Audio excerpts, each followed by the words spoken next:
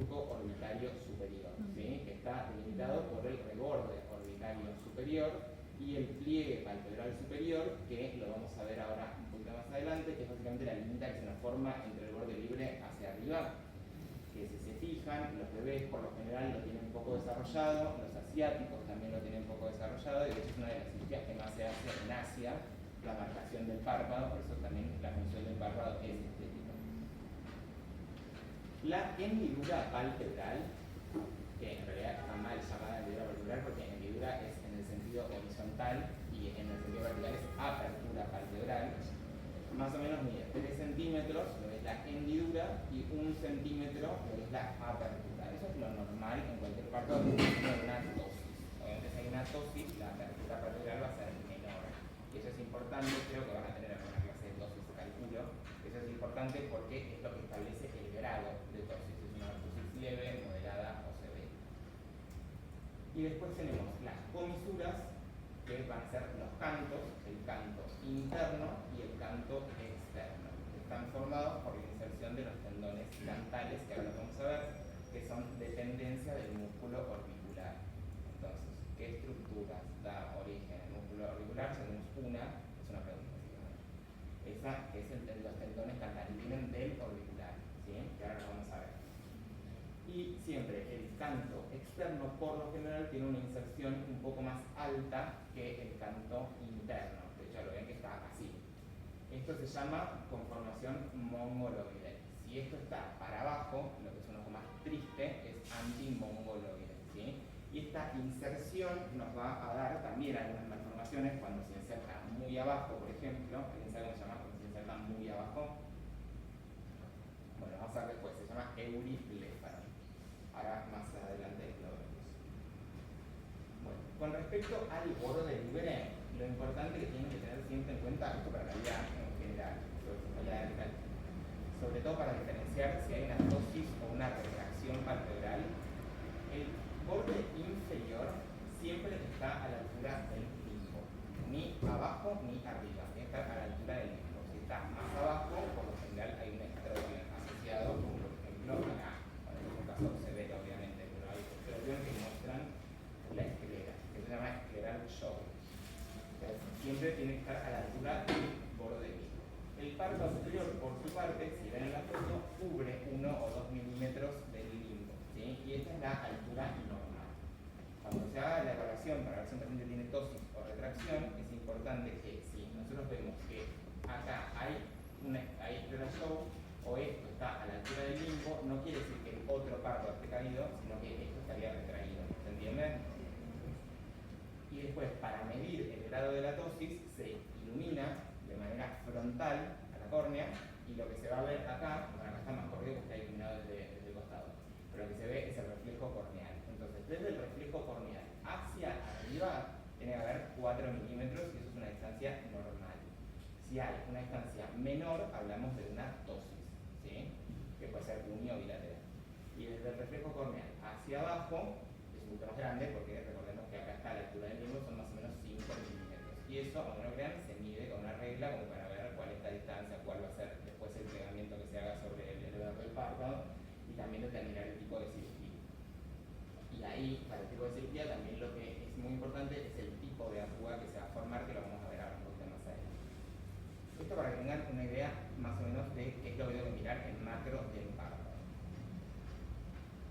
Bueno, de los bordes ya vimos más o menos dónde están. Lo importante también en el borde libre es que tenemos el inicio de la vía lagrimal, que es el punto lagrimal. El punto lagrimal no se tiene que ver a simple vista, porque si lo vemos quiere decir que el párpado está evertido, o sea que es un estropio. Si yo puedo ver el punto, que estamos acá, si yo puedo ver el punto, quiere decir que el párpado no está en una posición normal. Yo para poder verlo tengo que evertir el párpado, ¿sí? Lo mismo en el párpado superior. Es muy raro que haya un estropio en el párpado superior, salvo que tenga una patología cutánea, por ejemplo una ictiosis, o haya alguna quemadura o algo que afecte la lamela anterior, que son las capas más delanteras del párpado. Y esto es lo que les decía antes, que es la distancia margen reflejo, que es lo que medimos para las tosis, ¿sí? Ilumina de frente y ilumina hacia arriba y hacia abajo, que son las distancias margen reflejo o reflejo margen. Bueno, el borde libre lo mismo. Recuerden que el punto lagrimal está en el sexto interno del párpado, tanto el párpado inferior como el punto superior, y esta zona es la única del párpado que en condiciones normales no tiene pestañas, ¿sí? Porque acá no hay folículos pilosos. Y después todo el resto, sí, va a tener más retano, la glándula del meiomio, todo el resto de las glándulas. Y por lo general, a partir de estas glándulas es donde se genera toda la producción de la lágrima, ¿sí? ¿Hasta acá alguna duda? No, cualquier cosa interrumpa, nos pregunten. Yo antes les hablé de las lamelas para el tema del estrógeno. ¿Qué son las lamelas? Es una simplificación de las capas del párpado. Hay dos lamelas grandes, la lamela anterior y la lamela posterior. Y la delimitación la va a hacer esta línea que se llama línea gris o músculo de Riolano, que también viene del músculo orbicular, o sea, segunda estructura que viene del músculo orbicular de los párpados. Esta línea, que parece insignificante, es muy importante, sobre todo si hacen cirugías de guardia, donde tienen que reconstruir algún párpado, porque el primer punto, cuando hay una lesión en el borde libre, se da en esta línea. Si nosotros no damos el primer punto en esta línea, el párpado no queda alineado, no queda con la configuración correcta, y después es cuando se solapa o queda macambrado, porque esto es lo que nos da la alineación. No sé si tendrá alguna clase de urgencias en plástica, pero bueno, el primer punto, recuerden que siempre se va a dar acá. No lo doy ni en la línea de pestaña, no lo doy en atrás, se da acá en el músculo de Riolano. Y a partir de ahí, pues suturo las capas anteriores. No suturo hacia posterior, salvo que quiera suturar el tarso más arriba, que ahora lo vamos a ver más arriba. Entonces, como dije, esto separa las lamelas, la lamela anterior y la lamela posterior. La lamela anterior básicamente es la piel y el músculo orbicular, y la lamela posterior es el tarso, que es esta placa de acá, y las glándulas de meiomio, que ahora tienen todas las desembocaduras. De hecho, cuando se tapan la glándula de meiomio, quedan aflosados. ¿Bien? Entonces, vamos a ver capa por capa. Se las puse de manera lineal, no están todas alineadas, pero la idea es que tengan una aproximación de cómo vienen las estructuras, y después, una vez que las veamos todas, las vemos en las imágenes, ¿sí? Vamos a ir desde la piel hasta la conjuntiva, pasando por todas las estructuras del medio. Si tienen alguna duda en cualquiera de estas o no entienden algo, me avisan y lo volvemos a decir. Entonces, la primera es la piel, que ya hablamos, muy finita, tiene muy poco tejido adiposo, y acá es lo que se genera, acá es donde se generan todas las arrugas, que no solo son una cuestión estética, sino que también son parámetros anatómicos y quirúrgicos, ¿sí? Entonces, esta es la arruga palpebral superior, que es la que se forma desde el borde libre, por lo general en las mujeres a 1 centímetro y en los hombres a 8 milímetros, que son un poquito más bajos. Eso es importante también cuando estás haciendo una blefaroplastia, por ejemplo, porque si yo a un varón le dejo la cicatriz muy alta, voy a feminizar la mirada, que yo no tengo que ver qué busca, o sea, capaz la quiere más femenina, pero si no la quiere, después le dejo lo pongo muy atigrado y capaz no es lo que le va a gustar, ¿sí? Entonces eso también es un criterio. Y después las arrugas del párpado inferior. El párpado inferior es como si fuera una fotocopia del párpado superior, pero menos desarrollado, ¿sí? Así que las estructuras son casi las mismas, con diferentes nombres, pero vienen en el mismo orden. Y acá la más importante va a ser la arruga palpebral inferior, que va a ser la análoga de la palpebral superior, y después existen la arruga nasoyugal o surco nasoyugal, que es donde se forma el surco, que es lo que se rellena, y después tenemos la arruga malar. De hecho, en gente que tiene mucho edema, por ejemplo, gente muy alérgica, para que se le forma una línea acá y la bolsita por arriba, porque todo esto está delimitado por ligamentos. Entonces el ligamento es como una barrera que no permite que el líquido pase, ¿sí? Acá, esto es lo que les decía de las arrugas. En las mujeres la arruga palpebral es un poquito más alta y en los hombres es un poquito más baja. Y esta arruga está formada, que ahora lo vamos a ver más adelante, por la inserción en el tarso del músculo elevador del párpado superior. Este músculo es uno de los músculos extraoculares que se hablaba antes, que nos permite abrir los ojos, viene desde el vértice orbitario, pasa por todo el techo de la órbita y se va a insertar en el tarso, acá. Desde el tarso, desde acá atrás viene todo el músculo elevador del párpado y se va a insertar acá. Cuando se inserta en el tarso, manda unas proyecciones a la piel que son las que van a generar la arruga palpebral superior. Y eso es importante porque en un paciente con una tosis, si la tosis es por este músculo, o sea, una tosis aponeurótica, yo esa arruga la voy a ver deslizada hacia arriba, porque quiere decir que el elevador se desprendió de su inserción, entonces está mandando las proyecciones desde más arriba, ¿se entiende? Entonces yo en neurótica, en vez de ver la arruga a 1 centímetro o 8 milímetros, la voy a ver más alta. Eso es lo que nos va a diferenciar una tosis aponeurótica de una tosis miogénica, por ejemplo, que ahora la vimos en las malformaciones. ¿Esto se entendió? Porque es importante. ¿Sí? Esto es lo que les decía antes. En los estéticos de los D, por lo general no se ve tan marcado y sí es algo que se puede marcar de manera quirúrgica. Y la arruga previa inferior es la análoga, que está más o menos a 5 o 7 milímetros, pero desde el borde libre inferior. ¿Bien? En cuanto a las arrugas en general o líneas, las más importantes que vemos siempre son las líneas de Langer, que esto, si bien no suena muy importante, lo que nos permite también es poder resolver, si tenemos alguna cirugía de guardia, resolverla de la manera más estética posible. Estas líneas tienen que ver con el tejido conectivo de la dermis. Entonces hacen este patrón como circular que se va como abriendo. Yo cuando quiero suturar, si quiero dejar la menor cicatriz posible, tengo que tratar de seguir estas líneas. Si yo voy a favor de estas líneas, o sea, las sigo con la sutura, la cicatriz queda mucho menos visible. Si yo suturo de manera perpendicular, voy a dejar más cicatriz. A veces se puede, a veces no se puede, dependiendo también cuál sea el tipo de herida. Si es una herida anfractuosa, a veces no se puede dejar nada de cicatriz. Pero bueno, yo las puedo seguir, voy a dejar menos. Y acá se ve como a medida que va pasando el tiempo, estas líneas también se van marcando más. Después las otras que tenemos son las gravitacionales, que son las de la vejez, ¿sí? Que son por los pliegues de la piel, no las del movimiento, sino las del pliegue, porque se pierde el tejido conectivo, se pierde la elastina, se pierde el colágeno. Y las últimas, estas son las tres, y las últimas son las arrugas dinámicas o contráctiles, que son por los músculos, ¿sí? Siempre la arruga se forma de manera perpendicular a la distribución de las fibras del músculo. Entonces, por ejemplo, en la frente, que las fibras van así, las arrugas, bueno, yo no tengo mucho votos, pero si las arrugas que nosotros fruncimos se marcan de manera longitudinal, porque las fibras van así. ¿Entienden? Y estas son las únicas que se pueden tratar con toxina botulínica. Todo esto no. Entonces a estos pacientes no se les pone toxina porque no va a hacer nada. ¿Sí? Bueno, hasta acá alguna duda tiene, así que no creo que sea mucha duda. Pero, ¿alguna duda? No. Vamos al orbicular. Ya dijimos dos estructuras que nos da el orbicular. ¿Se los acuerdan? Los canales frontales y la gris, músculo de grano. Perfecto. El músculo orbicular es el único músculo protractor de los párpados. Quiere decir que es el único que cierra los párpados. Después todo el resto los va a abrir, que ahora lo vamos más adelante. Esto es lo que encuentro inmediatamente apenas corto la piel. Recuerden que la piel casi no tiene hipodermis, entonces la piel del párpado no. Apenas abro, lo primero que voy a ver es el músculo orbicular. Depende de dónde entre, voy a encontrar o la porción palpebral o la porción orbitaria, que es esto es muy fácil. Cada parte tiene el nombre de la zona donde se apoya el orbicular, ¿sí? Entonces, dentro del palpebral quiere decir que está apoyado sobre el párpado y el orbicular está apoyado sobre, la orbitaria sobre la órbita. Ahora, dentro de la porción palpebral tengo dos porciones.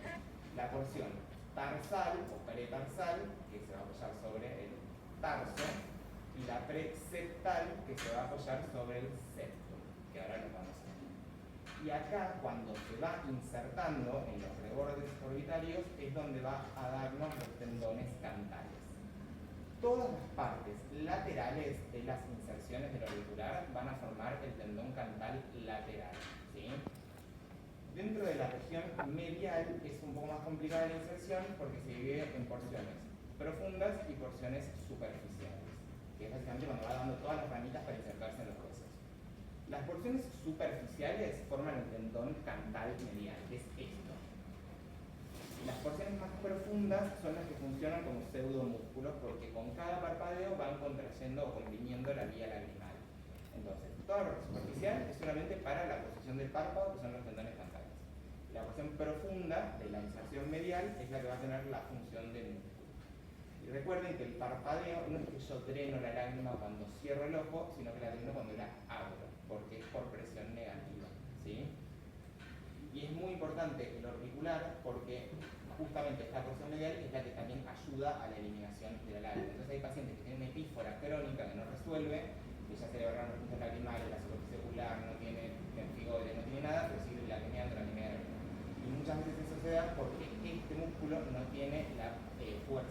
suficiente para poder drenar la lágrima.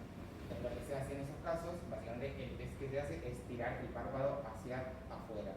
Si yo puedo separarlo más de 1 centímetro, quiere decir que hay una hiperlaxitud en los tendones, entonces lo que tengo que hacer ahí es una tira tarsal, lo tengo que ajustar. A su vez, si yo lo bajo y no vuelve solo, o tiene que volver con el parpadeo, ahí también le tengo que hacer una tira tarsal, porque eso se llama snapback, quiere decir que no vuelve a la posición correcta. ¿Sí? Entonces es un músculo que es importante, además de que permite cerrar el ojo, y que si no pudiéramos cerrar el ojo sería un problema.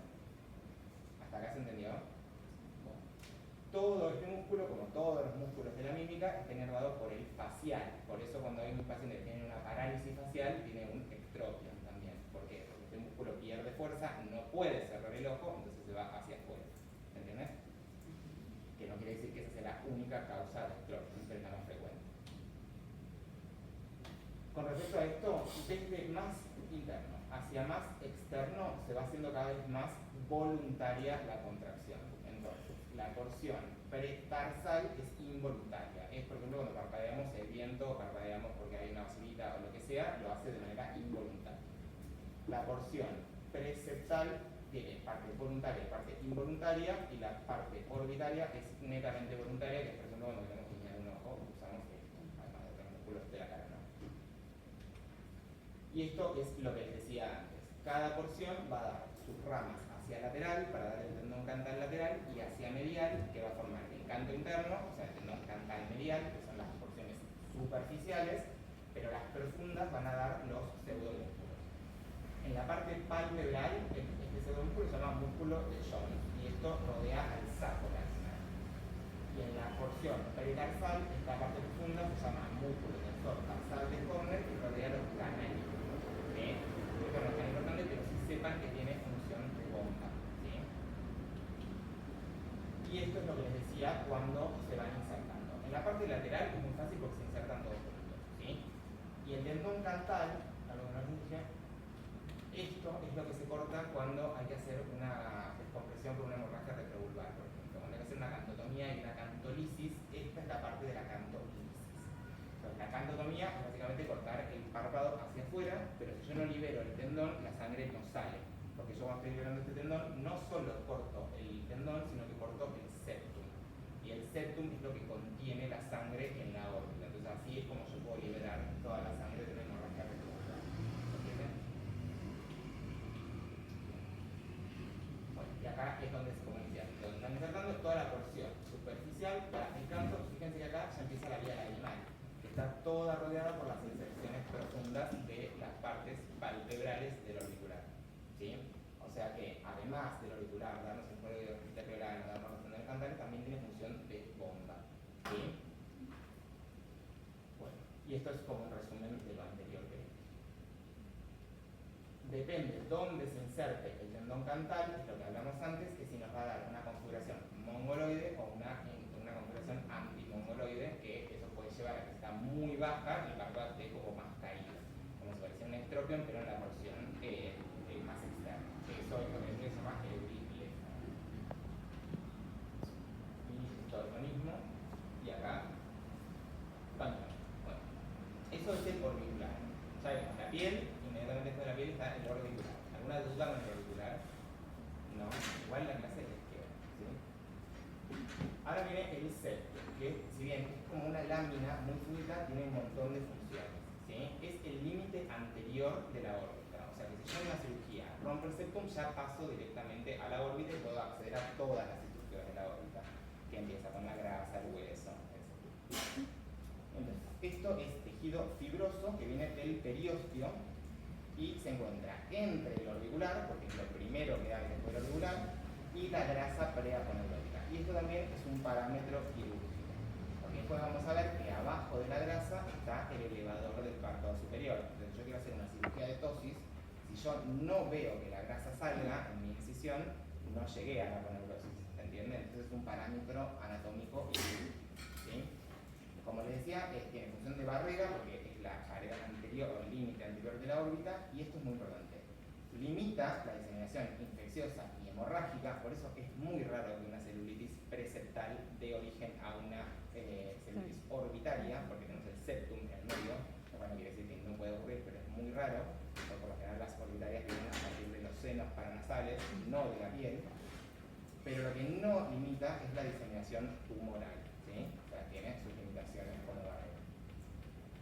Está justo por atrás del auricular, como dije, y el límite anterior de la órbita. Y que el septum es esto. Apenas yo corto acá, esto es una incisión de una blefaroplastia. O sea, que estamos desarrollando esto, como para ver cómo se hace una blefaroplastia. ¿Se acuerdan que yo les noté la arruga palpebral superior que se formaba cuando el elevador del párpado superior se insertaba en el tarso y mandaba las proyecciones a la piel y ahí hace como una impaginación? Eso es la arruga palpebral superior. Y eso siempre es el límite inferior de la blefaroplastia. Salvo que ya tiene que ser más alta o más baja, pero anatómicamente es el límite inferior de la incisión. Y después el límite superior se mide según cuánta piel yo quiero sacar. ¿Sí? Una vez que saco la piel, ¿qué tengo? El orbicular. Una vez que saco el orbicular, ¿qué tengo? El septum. Y ahí, si yo corto el septum, voy a pasar a la órbita, ¿sí? A la gracia. Entonces, esta capita es el septum. Entonces, si lo vemos de costado, con un corte, tenemos acá está la ceja, acá están las pestañas, esta es la piel de la frente, baja, piel del párpado, inmediatamente por abajo el auricular. Inmediatamente por atrás tenemos el no. Acá viene el elevador superior. Por eso les dije que no es tan lindo. El septum viene desde arriba y se inserta en la cara superior, anterosuperior del tarso, que es esta placa. ¿Sí? Ya, si yo entro más abajo, el septum no lo voy a ver. Por eso el auricular tiene diferentes porciones. Una porción pre-tarsal, que es esta, una pre-septal, que es esta. ¿Sí? Pero para que vean que, si bien podemos ir abriendo capa por capa, también en algunas zonas se mezcla. ¿Sí? Pero sí, técnicamente sí está atrás del auricular. Acá es donde encuentro la grasa, que es lo que me va a permitir acceder al elevador del párpado superior. Porque yo para acceder al elevador no entro desde acá, entro desde acá. ¿Sí? Y así es como se ve de costado. Pero ahora igual después las repasamos. Entonces, cuando abro todo el cadáver no se ve muy bien, pero esta capita súper finita, esto es el septum. Y abajo de esto voy a encontrar las bolsas grasas. En el párpado inferior, que recuerden que es lo mismo, pero como más atrófico si se quiere, tenemos lo mismo. La piel, el auricular, el septum, la grasa, o sea, acá es exactamente igual, ¿sí? Lo único que va a cambiar es el nombre de los músculos retractores, o sea, los que abren el párpado, que ahora llegamos a eso. ¿Hasta acá? ¿Se entienden? ¿Sí? Cualquier duda me dice. Llegamos a las almohadillas grasas, o las bolsas grasas. Hay 5 en total. En el párpado superior hay 2 y en el párpado inferior hay 3. ¿Por qué hay 2 y no 3 en el párpado superior? Porque el espacio lo ocupa la glándula lagrimal, ¿sí? A veces hay 3 si esta está tabitada, pero lo más común es encontrar 2. Igual a fines prácticos no es muy importante, sino para que sepan que está la glándula lagrimal acá involucrada. Entonces, por lo general, para diferenciarlas dentro de la cirugía, la glándula lagrimal es un poco más rosa y la bolsa grasa es grasa, o sea, es amarilla, como la de la cárcel. Igual, tiene el mismo olor, cuando se quema es lo mismo. En el párpado superior, como dijimos, tenemos 2 y en el párpado inferior tenemos 3. Y lo importante es que entre la bolsa, entre las bolsas grasas del párpado inferior sale el oblicuo inferior, ¿sí? Entonces hay que tener cuidado cuando evolucionamos, cuando hacemos una blefaroplastia inferior, de no comernos el oblicuo, porque no va a haber el oblicuo, ¿sí? Y si alguien se va a hacer algo estético por W, no sería un problema. Bueno, acá se los puse también. También todas estas están separadas por el septum y la medial también está dividida por el oblicuo inferior, que es lo que les mencionaba antes, así que hay que tener cuidado, ¿sí? Nada, esto es como... Bueno, y ahora vamos a los retractores. La bolsa grasa, seguro que no hay ninguna duda porque es grasa nada más. Lo importante que hay que tener en cuenta es que es un criterio quirúrgico, ¿sí? Es un parámetro quirúrgico. Y ahora si vamos a los retractores, recuerden, el único protractor, o sea, que cierra el ojo, es el orbicular. Ahora, retractor tenemos varios. En el párpado superior, la estrella es el elevador del párpado superior, que más o menos tiene una función de 1 centímetro, o sea, es un montón, ¿sí? Y después tenemos el músculo de Müller, que levanta entre 1 y 2 milímetros, no mucho, es accesorio. Y acá el frontal se los puse entre comillas porque, si bien no es un músculo retractor en sí, sí ayuda a la apertura del párpado. Y esto, por ejemplo, lo vemos mucho en pacientes que tienen tosis, que se ayudan del frontal para poder abrir los ojos. Y eso se llama compensación frontal. Van a ver, inclusive, que si es una tosis unilateral, tienen muchas más marcadas las arrugas de una hemicara que de la otra, ¿sí? Y acuérdense también que el frontal es el único músculo que en cierto punto juega a favor de la belleza, en el sentido de que es el único que levanta. Todos los otros músculos de la cara van hacia abajo. El frontal es el único que levanta.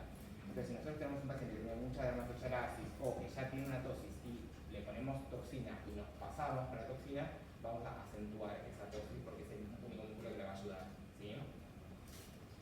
Bueno, y después en el párpado inferior, como les dije que es bastante lo mismo, tenemos los análogos, ¿sí? El análogo del elevador del párpado superior es la fascia capsulopalpebral, que no es un músculo en sí, es una fascia, y lo que usa es la inervación del recto inferior para poder funcionar. Y el músculo tarsal inferior es análogo al músculo dentro. El elevador del párpado está inervado por el tercer par, rama oftálmica del tercer par. El músculo hemiular,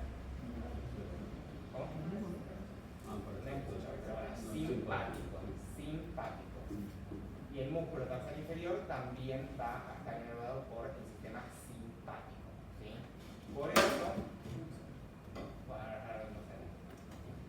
el elevador del párpado, como dijimos, ¿dónde está? Inmediatamente después de la grasa. Perfecto. Está inervado por el tercer par y tiene dos porciones. La porción muscular, que es la que nace en el vértice orbitario, y la porción aponeurótica, que es la que se va a insertar en el tarso, ¿sí? Y la diferenciación entre las dos porciones es muy clara porque se ve el ligamento de Widner, que es cuando empieza a cambiar de color. O sea, pasa de rojo a como perlado. Y lo de es el único músculo extraocular que nace en el vértice y no se inserta en el globo, porque todo el resto de los músculos que nacen en el vértice orbitario sí van al globo ocular, ¿sí? Y ahí están todos los agujeros, los monos simpáticos, toda la de los nervios que van pasando por eso. Esto es lo que les decía de antes. Este es el elevador del párpado superior. Viene la parte muscular desde atrás, pasa por todo el techo de la órbita y en un punto hace como un repliegue y empieza la aponeurosis. La aponeurosis es lo que se inserta en el tarso y esto es lo que en una tosis yo después tengo que ir a plegar o suturar para que vuelva a funcionar. ¿Sí? Se hace un plegamiento. Salvo, por ejemplo, si yo quiero hacer en una tosis muy severa y tengo que hacer una resección supramáxima, me voy a la parte muscular. ¿Sí? Entonces hago como todo un repliegue para poder insertarlo en una tosis. Para todo músculo, por ejemplo en estrabismo o en plástica, si yo lo pliego, aumento la función. Si yo lo corto, disminuyo la función. ¿Sí? Eso lo van a ver, calculo, cuando tengan estrabismo en las técnicas. Pero como les dije, tiene la porción muscular que viene del vértice, más específicamente de las menores de fenoides, va hacia adelante y se inserta en el tarso. Cuando se inserta, da las proyecciones y forma el pliegue palpebral superior, que también se llama pliegue de la belleza. Y otra función que tiene, cuando va a dar, cuando forma el ligamento de Widner, hace como unas aletas para insertarse en el reborde orbitario, tanto nasal como lateral, y la parte lateral va a dividir la glándula lagrimal en la porción palpebral y la porción orbitaria, ¿sí? Recuerden que la porción orbitaria es la que produce toda la lágrima y la porción palpebral es la que la va eliminando porque tiene todos los ductos, ¿sí? Entonces, yo quiero tener una biopsia de la glándula lagrimal, ¿de qué porción consideran que la tendría que tomar? ¿De la palpebral o de la orbitaria? De la orbitaria. Porque si yo tomo la biopsia de la parte que tiene los ductos, voy a inhibir toda, o sea, no voy a permitir que la glándula se drene. En cambio, si yo tomo la parte de la porción orbitaria, el resto de la porción orbitaria sigue funcionando. Bueno, acá es lo que les decía, que cuando se va a insertar hacia lateral, divide la glándula lagrimal en los dos lóbulos, ¿sí? Y esto es lo otro que les decía, que cuando se va a insertar en la placa tarsal, da unas proyecciones hacia la piel y forma el pliegue palpebral superior, ¿sí? Entonces, así esto sería el elevador del párpado, esto es el tarso y acá se inserta. Por lo general es un poco más amplio, pero bueno, esto es un cadáver que me parece en la descomposición. Entonces, tenemos la piel. Abajo de la piel, te lo pregunto varias veces porque siempre me preguntan cuál es el orden de las capas del párpado. Entonces, tenemos la piel. ¿Quién viene? El auricular, lo que dice la piel. Después del auricular,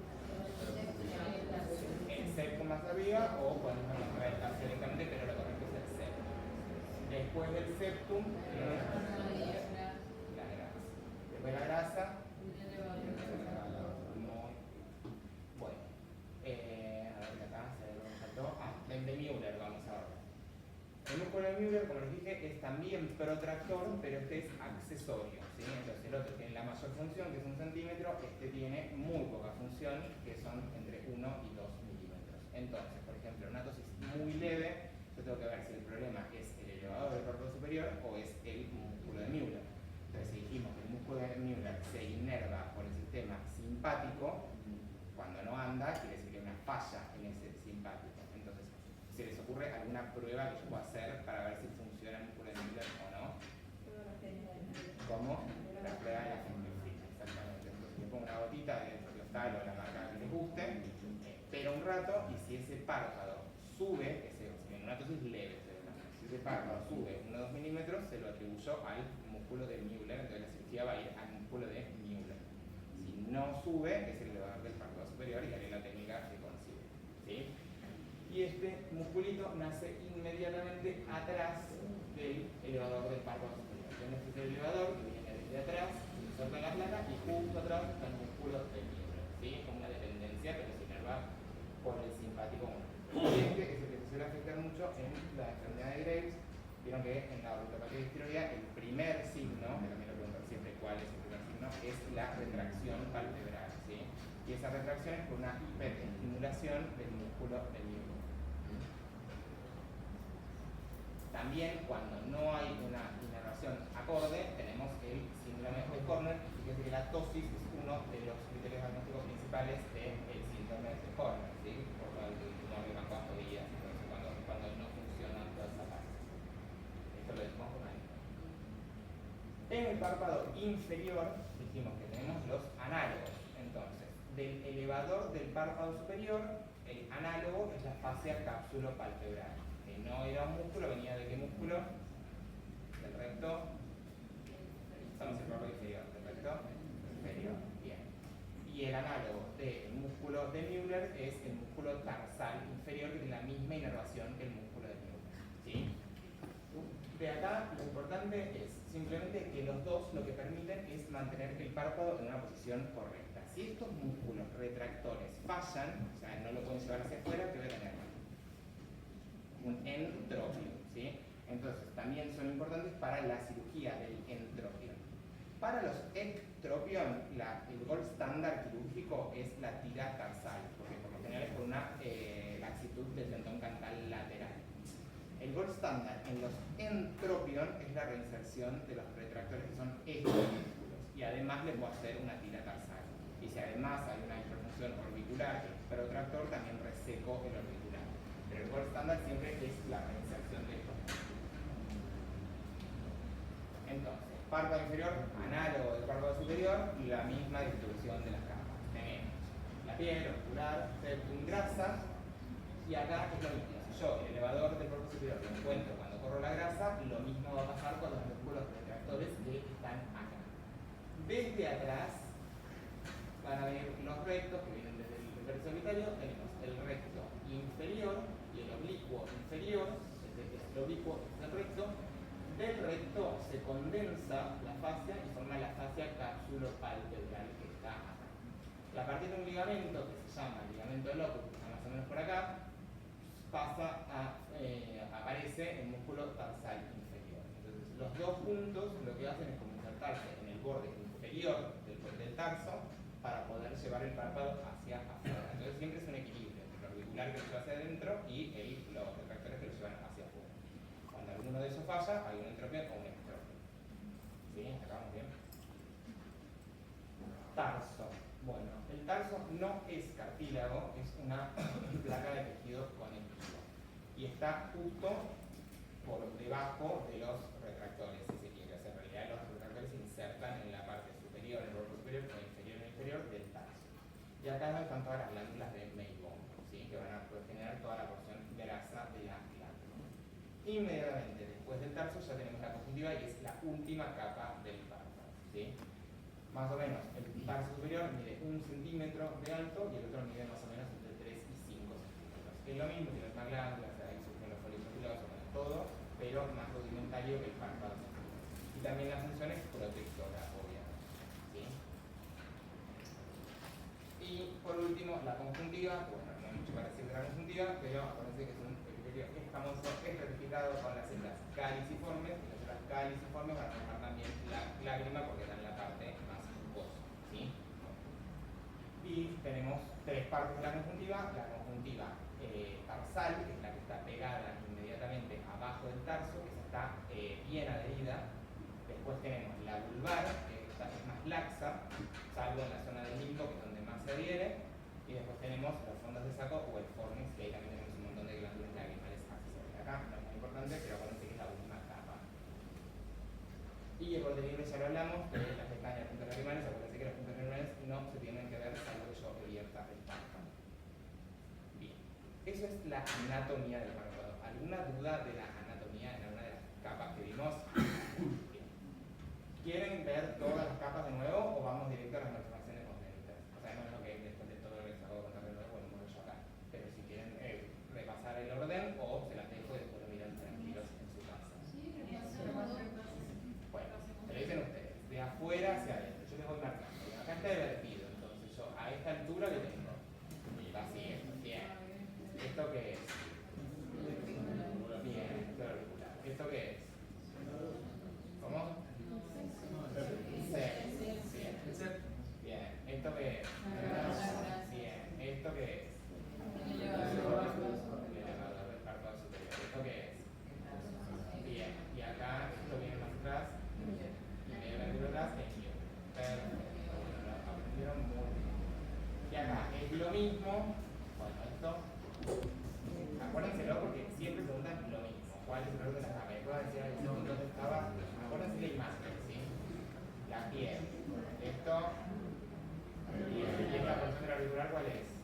La tarsal. Y esta es la pre-septal. Entonces esto es el. Bien, esto es la. Perfecto. Esto es el. ¿Cómo? El oblicuo inferior. Bien. Porque acuérdense que el oblicuo inferior está directamente relacionado con la fuerza sangrar. Esto está más atrás. Esto es la fascia. El ligamento del óculo. El músculo tarsal inferior. Acá está el ligamento del óculo, más o menos. Y acá está el otro músculo. Y la conjuntiva. Bueno, muy bien, lo aprendieron un montón. La hipertensión no voy a hablar de la hipertensión, lo único que tienen que saber es que están conectados los dos sistemas carotídeos, ¿sí? El sistema de la carótida interna y el de la carótida externa. Y lo único que quiero que sepan es que el párpado está muy suplido de vascularización.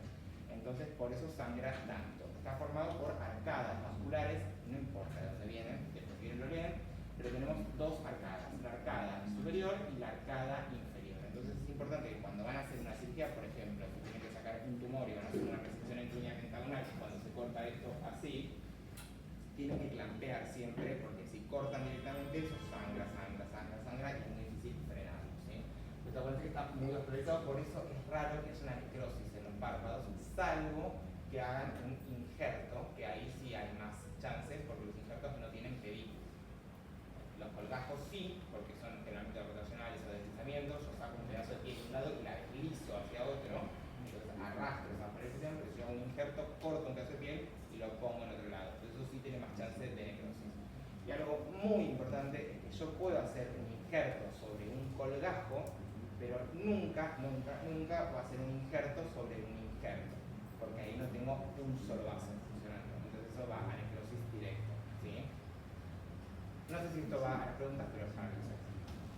Bien, bueno, y después lo último, que no nos importa, y el sistema linfático, simplemente recuerden que la mayoría del párpado superior, los dos tercios laterales, drena al ganglio preauricular y el tercio interno al submandibular y a la inversa en el párpado inferior. Por eso, en las conjuntivitis, por ejemplo, con adenovirus o conjuntivitis muy fuertes, tenemos las adenomegalias preauriculares o submandibulares, ¿sí? Porque todo va a drenar para esa zona.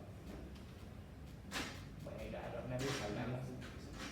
Bueno, voy a malformaciones congénitas, ¿sí? Esto es mucho más breve que la anatomía, así que vamos.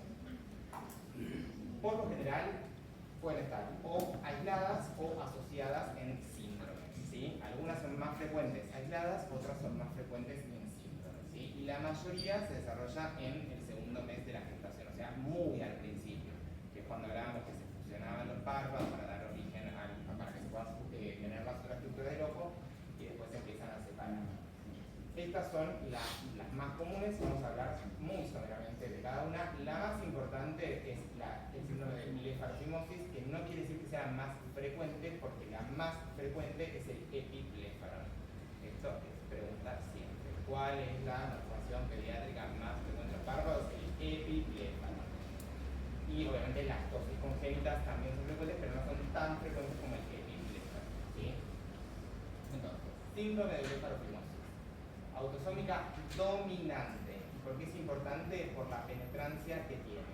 No es frecuente la patología, pero tiene mucha penetrancia. Entonces, si uno de los padres tiene síndrome de blefarocimosis, lo más probable es que el nena, o lo que sea, va a tener también síndrome de blefarocimosis.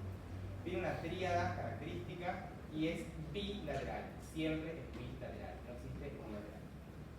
Lo primero que tiene es el telecanto, que es el aumento de la distancia entre los cantos internos. ¿Quién da el tendón cantal? Pues agarré. ¿Quién da el tendón cantal? Bien. Es una separación entre los cantos a expensas de las partes blandas, no de la parte ósea, porque eso se llama hipertelorismo. Entonces, esto está aumentado porque hay un aumento de las partes blandas. Es que no es una distancia normal, está así. Lo otro característico es el epicanto inverso, que es este pliegue, que por lo general son pliegues cutáneos que se dan por una malformación ósea. Fíjense que no tiene puente nasal este nene. Y ahora vamos a ver más adelante que esto puede ser o inverso, o un epicanto directo, o puede ser un epicanto universal, que ahora lo vemos. Y lo más característico es la tosis, que es la caída de los párpados. Y esta tosis no es una tosis aponeurótica, que es lo más común en los viejos. Es una tosis miogénica, o sea, es una tosis congénita miogénica, que ahora vamos a ver. Y por otro lado puede asociarse a cualquier otra cosa que tenga que ver con las anormalidades de los párpados, la parte blanda, las orejas, la nariz. Por lo general estos son los más frecuentes. El estropión, que no haya puente nasal, a ver ven, que haya una hipoplasia del reborde orbitario, por eso los pliegues epicánticos, la implantación baja de las orejas, y también puede haber hipertelorismo, que no es lo mismo que el telecanto. ¿Sí? Yo un telecanto lo puedo resolver quirúrgicamente anclando el tarso hacia el puente nasal si lo tuviera. Un hipertelorismo no. ¿Sí? El tratamiento, lo más importante es la tosis, porque el nene con tosis no ve, ¿sí? Porque por lo general son tosis severas. Entonces, si está, acá no porque tiene el eje libre, pero si no lo tuviera, yo tengo que resolver esa tosis. Y lo importante es que las tosis en los nenes no se ven salvo que tapen el eje visual o genere un grado de astigmatismo muy alto. Si no, se lo espera que se desarrolle el resto de la musculatura facial y después se opera. ¿Sí? Por otra parte, también se puede recorrer el canto medial, que es lo que les dije antes, y el tratamiento de todas las asociaciones. Por esto, estos nenes suelen tener 1000 cirugías, o sea, no es que con una se resuelve todo. Y aparte suele haber bastante índice de recidiva también. Dosis congénita. No es lo mismo que la dosis aponeurótica, que era cuando se desinsertaba el párpado superior. ¿Sí? Acá el problema es que no se forma el músculo. ¿Cuál? No se formaría. El párpado superior. Porque está infiltrado por grasa. O sea, en vez de ser una parte muscular y aponeurótica, tiene mucha grasa. De hecho, cuando abren, se ve como marmolado. ¿Vieron la carne japonesa esa que tiene mucha grasita? O sea, y por lo general es una tosis suele ser severa, porque no hay función casi del músculo. Puede ser leve, puede ser moderada, pero no es lo más común. Y algo muy característico que tiene es que el nene en posición primaria tiene la tosis, en este caso el ojo izquierdo. Cuando mira hacia arriba se acentúa la tosis, ¿lo ven? ¿No? Se nota más. Ahora, cuando mira hacia abajo, el párpado como que queda estancado ahí, no acompaña la mirada. ¿Sí? Esto se llama Lid-Lag positivo y es una prueba que se hace en las tosis. Y esto recuérdenlo porque también se pregunta. Las tosis miogénicas tienen. Sí, esto se llama Lid-Lag. Esta es la prueba de Lid-Lag. Y es positiva cuando el nene mira, o nene o bueno, el adulto mira hacia abajo y el párpado queda arriba. ¿Sí? Porque en una tosis aponeurótica, cuando uno mira hacia abajo, se acentúa la tosis, al revés que acá. Entonces, una aponeurótica y la que es negativo. que acá es positivo. ¿Entienden? Sí. Bueno, y obviamente como el pliegue de la belleza lo formaba las fibras que mandaba el elevador del párpado superior, por lo general acá no hay un pliegue de la belleza muy marcado, ¿sí? Entonces, algo muy característico de estas tosis es, primero que nada, una mala función del elevador, porque hay mucha grasa, entonces la función es mala, no suele haber un pliegue palpebral marcado, y el lip lag positivo. Esa es la tríada que por lo general se encuentra en esto. Contrario a lo que va a pasar en una desinserción del elevador del párpado, donde yo voy a tener una arruga que está bien marcada, nada más que está hacia atrás, porque se corre, la función del elevador va a ser normal, y salvo que tenga además de ser una miastenia grave, pero bueno, en líneas generales es normal, y el lip lag en una columna es negativo, porque cuando mira hacia abajo el párpado cae más abajo. ¿Sí? ¿Se entendió eso? Acá les dejé un cuadrito que es la comparativa entre ambas, ¿sí? Así que esto es básicamente lo mismo que te acabo de decir. Prosigo. El ectropion concreto. El ectropion lo más común es que sea en el párpado inferior, que es lo que les dije al principio de la clase. No es común que haya un ectropion en el párpado superior, lo cual quiere decir que no exista. Y por lo general, cuando se genera, es por un mal desarrollo de la lamela anterior. O sea, una lamela anterior corta, bueno, la lamela anterior era la piel del auricular, cuando eso no está bien desarrollado, o hay una ictiosis, o una fibrosis, o una quemadura química, térmica, o lo que sea, lo que hace es retraerse la lamela anterior y tira el ojo, el párpado, hacia afuera, que es lo que pasa acá. Esto que veo acá es la conjuntiva que está queratinizada, ¿sí? Y acá hay una lamela que está muy cortita, el párpado está completamente hacia afuera. No es muy común, es muy raro que esté aislada, por lo general se asocia a la blefarsignosis, que era en las asociaciones que les puse anteriormente acá. ¿Sí? Bueno, y acá lo que hay que hacer, obviamente, es quirúrgico. ¿Sí? Lo que se hace es, si se puede, se hace un injerto o un colgajo, dependiendo de lo que se pueda hacer. Por lo general los injertos en estos casos son de la piel retroauricular. Si se puede sacar del otro párpado, genial. Lo que pasa es que cuando el problema está en el párpado superior, yo no tengo mucha piel en el inferior para sacar. Si fuese el problema en el párpado inferior, la mejor idea para el colgajo es la piel del párpado superior, que es la más parecida. Acá no puedo sacar este tamaño de piel del párpado superior porque lo dejo sin párpado. Entonces por lo general se saca retroauricular, que también es muy simple. Bueno, este es el que viene, es el euribléfaro, que es el que les nombré al principio. Que esto se genera cuando el tendón cantal lateral, de tendencia del auricular, está insertado muy abajo. ¿Se acuerdan que les hablé de la configuración mongoloide y antimongoloide? Bueno, esto se genera una configuración antimongoloide, va a estar bajo la inserción del tendón cantal, y lo que se ve es como si fuera un ectropio, pero del tercio externo. ¿Sí? Que no es un ectropio porque no está hacia afuera, pero se forma un espacio entre el párpado y el globo ocular. Esto no es grave, salvo que haya una exposición muy grande, y la técnica quirúrgica es básicamente hacer una tira tarsal. O sea, corto acá, eso es la cantotomía, corto el tendón cantal lateral, que sería la rama anterior acá, y reposiciono con la tira, o sea, el tarso, por eso es una tira tarsal, yo lo que voy a usar es el tarso, a la órbita. O sea, es la misma cirugía que para un lo mismo. Si esto es muy marcado, bueno, también necesitarías un colgajo, un injerto o lo que corresponda. Es el anquilobléfano, que acá, bueno, no hay mucho para decir, es básicamente cuando no se pueden separar bien los párpados, entonces quedan fusionados. Esto sería el congénito. Pues una de las principales causas de anquilobléfano adquirido es el pemfigoide, ¿sí? Esto no es tan común, y por lo general, si hay un anquilobléfano, alguna otra malformación palpebral va a tener, por lo general, o por lo menos sistémica, seguro, porque hay una falla en la separación, ¿sí? O sea que todo esto se quiere. Y este es el epicanto, acá se entendió todo, ¿no? Este es el epicanto, que les dije que es la más frecuente de todas, ¿sí? ¿Se acuerdan que hablamos de los músculos retractores del párpado inferior? Se llaman cápsula, fascia cápsula auricular, y el músculo tarsal inferior. Esos dos musculitos tienen que insertarse en el límite inferior del tarso para llevar el párpado hacia afuera, y en el equilibrio con el auricular para mantener una normoposición del párpado.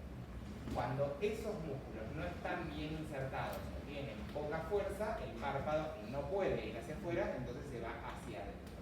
Pero en el epicanto no se va hacia adentro, y las pestañas no suelen contactar con el globo ocular, porque eso es un entropio, es otra cosa. por lo general quedan verticalizadas. A ver si ahí no. Ven que las pestañas... chicos, les estaba contando el triple, pero me perdí. Perdón. Voy a volver acá porque me perdí. Me parece raro. Todo lo que dije es de que Piblefaron que hasta acá todo lo mismo. Cuando no se insertan correctamente, las pestañas no contactan con el párpado, pero quedan verticalizadas, ¿sí? Entonces lo que tengo que ir a hacer es insertar de nuevo los músculos retractores en la placa tarsal. Esto por lo general no se hace porque en el 90% de los casos se resuelve solo, ¿sí? Entonces se lo espera. Hasta los 4 o 5 años suele resolver. Solos operantes, sí. Hay queratitis, lesiones o alguna alteración concomitante con esto, no se lo toca. Y lo que sí les quería decir, que me confundí, el epicanto, ¿se acuerdan que el epicanto era parte de la tríada del síndrome de blefarofilosis, ¿sí? Que se daba generalmente cuando había una hipoplasia de la órbita o una alteración en la formación de la epidiola? Bueno, yo les dije que había 3 tipos de epicantos. Tenemos el epicanto tarsal, que es el superior, que es el que viene desde arriba hacia abajo, lo ven que se está viniendo desde acá, ¿verdad? ¿Se ve? Bien.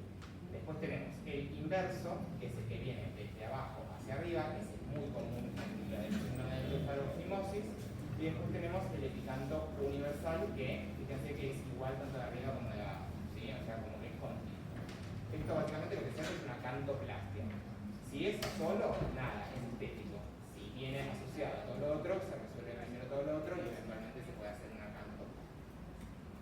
Y acá, para no confundirlos, es el epiblefaron, la que es la más común, porque yo les estaba diciendo el epicanto, y es el epiblefaron, la que es la más común. No, me corrijan, no. Bueno, esto es lo mismo que se acaba de decir. Entonces, ¿cuál es la más común? Y el blefarophimosis autosómico dominante. Bien, y acuérdense la tríada del blefarophimosis. Bueno, y acá es como se corrige. Básicamente el epiblefaron se saca una porción de piel, se reinsertan los retractores y ahí ya está resuelto. Estos son 24 horas. El entropio congénito, como les dije, es rarísimo, se suele ver en algún síndrome, por ejemplo la blefarophimosis, que es el más común de los síndromes. Y acá por lo general el problema es cuando hay alguna falla en la lamela interna, ¿sí? En la lamela posterior. ¿Se acuerdan que el estropión era un problema en la lamela anterior? Que es la que ¿se acuerdan de eso, no? Cuando era muy corta la lamela anterior, en este caso, lleva el párpado hacia afuera. Acá es al revés, cuando el problema es en la lamela posterior, que recuerden que es la línea gris, el tarso, la conjuntiva, lleva el párpado hacia adentro, ¿sí? Y acá también puede ser que haya una digenesia en los retractores, que no estén bien insertados o que esté acortada la lamela. Y acá también el tratamiento va a ser quirúrgico, ¿sí? Con todo lo mismo que estuvimos hablando anteriormente. Creo que esta es la anteúltima. Después la distiquiasis, bueno, no hay mucho para decir de distiquiasis. Lo que sí les voy a hablar de la distiquiasis, fíjense que acá hay 2 líneas de pestañas, ¿sí? Está la línea de pestañas normal, que las pestañas están en la lamela anterior, y la distiquiasis es una segunda hilera de pestañas que se forma a partir de los folículos sebáceos. Cuando esos folículos no se logran diferenciar a folículos pilosos, se forma la distiquiasis. Por lo general son pestañas más finitas, suelen ser más blanquecinas, se sacan con más facilidad y se absorben con más facilidad. Diferente a la triquiasis, que la triquiasis es cuando hay una mala posición en las pestañas que se van hacia adentro, ¿sí? Acá hay un montón de tratamientos. Ya terminan, ¿eh? Sí. Falta una sola. Y acá lo que se puede hacer es, o se cauterizan los folículos, o se puede hacer esolisis, pero por lo mejor, lo que tiene es cortar toda esa línea de pestañas, ¿sí? Y la última es el coloboma, que cuando está aislado no representa gran importancia porque simplemente se cierra. El tema es cuando está asociado a colobomas coroideos, que eso genera ceguera en los chicos. Los del párpado superior por lo general están aislados. Los del párpado inferior sí suelen asociarse a otras anomalías congénitas. Para lo palpebral concretamente, simplemente se hace el cierre clínico. Bueno, con eso terminamos. Yo las veces se las dejo.